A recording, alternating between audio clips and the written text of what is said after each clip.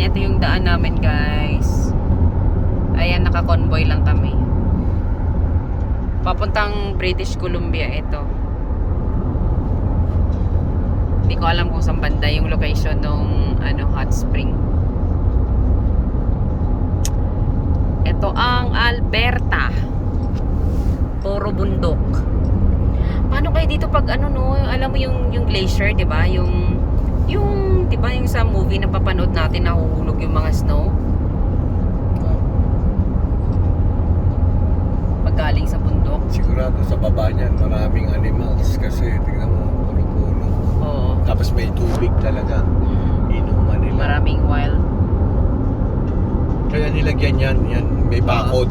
Kaya may barcode yan para Kasi hindi para makalabas hindi yung mga magtawid. yung wild animals. Dito ka parang di sila magtawid sa Lahat highway nandito, talaga. elk, deer, moose, bears. Dito lahat yan. Fox, coyote. Ayan. So see you mamaya guys dun sa